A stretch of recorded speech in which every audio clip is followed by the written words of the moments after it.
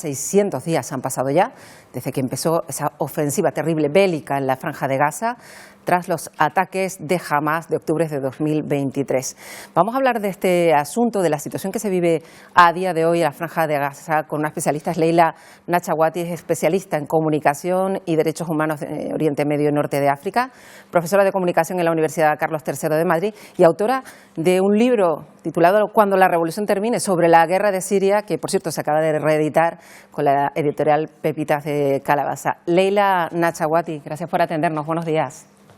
Buenos días, Marta. Bueno, queríamos hablar de la situación a día de hoy. Usted he leído en muchos artículos hablar de una escalada de impunidad en todo lo que tiene que ver con Oriente Próximo y ahora se sepa en particular con Palestina, ¿no?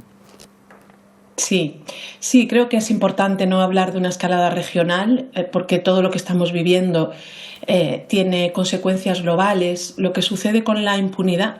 es un concepto problemático y que deberíamos estar muy atentos porque la impunidad se ejecuta a nivel local, pero sus consecuencias son globales y lo que estamos viendo es una escalada de impunidad que no se limita a lo que sucede en Palestina o lo que sucede en Oriente Medio, sino que tiene que ver con la ruptura, la quiebra del sistema de derecho internacional tal y como lo conocemos, de instituciones y mecanismos que costó mucho poner en marcha y que estamos viendo quebrarse día a día, tanto en cuanto a protección de civiles, corredores humanitarios, el uso de hambre como arma de guerra, que son cuestiones que están prohibidas por el derecho internacional, pero que a costa de repetirse las violaciones contra los derechos humanos, aumenta el umbral,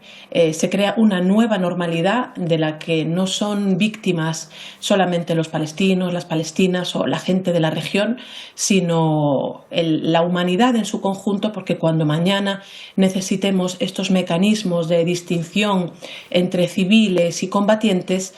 no los tendremos en otros lugares tampoco. Claro, en particular lo que ocurre en Palestina tiene al mundo asombrado, pero también paralizado. No sé qué opina con toda la experiencia que usted tiene de los conflictos en esta zona y en particular lo que ha ocurrido desde siempre entre Israel y Palestina, de lo que ocurre ahora, esta especie de parálisis mundial en la que nadie actúa.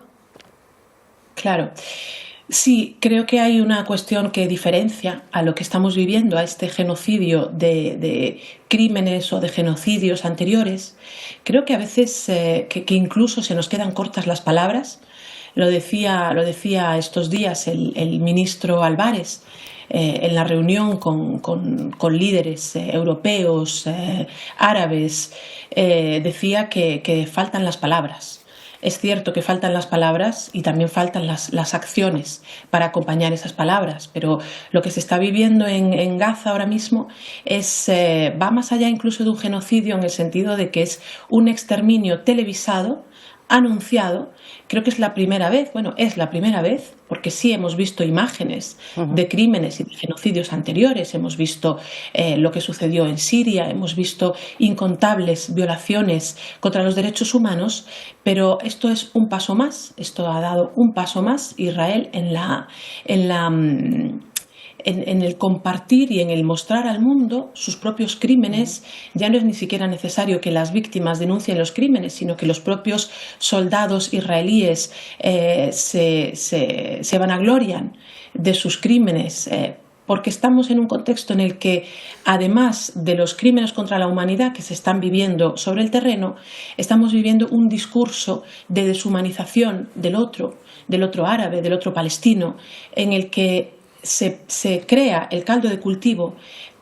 que acompaña esas violaciones. Es decir, al otro se le puede hacer cualquier cosa, se justifica cualquier cosa y los crímenes en el terreno van acompañados de unas declaraciones por parte de los representantes israelíes en el que se trata al otro palestino como animales, se habla de los niños y las niñas palestinas como pequeñas serpientes que hay que erradicar. Entonces, imaginad lo que supone que se normalice este discurso. Ya sabemos lo que sucede cuando se trata a seres humanos como animales, cuando se les deshumaniza. Lo hemos visto en las peores imágenes del siglo XX y creo que las imágenes que estamos viendo ahora no tienen nada que envidiar a los peores horrores del siglo XX, sobre todo porque las actuales autoridades no ocultan esos hechos, sino que los están exponiendo, los están exhibiendo y están aumentando ese umbral, de forma que al ser televisado y al ser contado minuto a minuto, de alguna manera logran o buscan la complicidad internacional, que no puede decir, como en otros casos, que no lo sabía. Todos podemos decir que lo sabemos, y por eso es tan urgente, aunque llegue tan tarde para las miles de personas de Palestina que ya han fallecido o que han visto a sus hijos arder ante sus ojos, para salvar a las personas que todavía quedan ahí y para salvar a lo que queda de humanidad y para salvar, desde luego, la razón de ser de potencias como la Unión Europea. Aunque sea mal y aunque sea tarde, es urgente todas las medidas, pasando por embargo de armas, pasando por suspensión total de los acuerdos entre la Unión Europea e Israel, hacerlo ya y hacerlo de carácter urgente. Claro, parece que esas soluciones se plantean, pero sin embargo hay determinados medios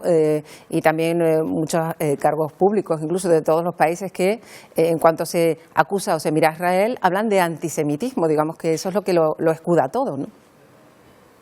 Claro, esto es un arma más dentro de la propaganda israelí, dentro de esa hasbara, ¿no? De esa campaña en la que se legitima cualquier acción de un Estado bajo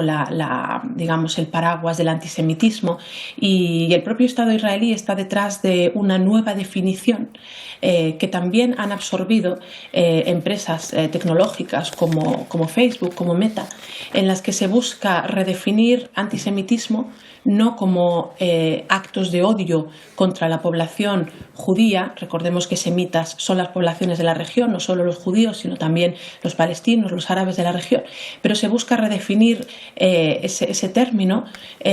para que no solo incorpore actos racistas contra esas poblaciones, sino cualquier crítica al Estado israelí. Esto es un delirio, es legítimo y es necesario criticar las acciones de los Estados,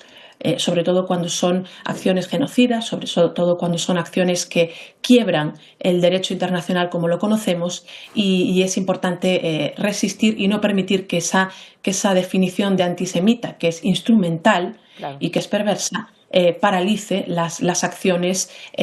contra esas violaciones contra los derechos humanos. Bueno, pues Leila Nachawati, volveremos a hablar con usted, esperamos. Gracias por estar con nosotros, especialista en comunicación y derechos humanos en Oriente Medio y profesora de comunicación de la Carlos III. Gracias por estar con nosotros en Buenos Días Canarias en esta jornada.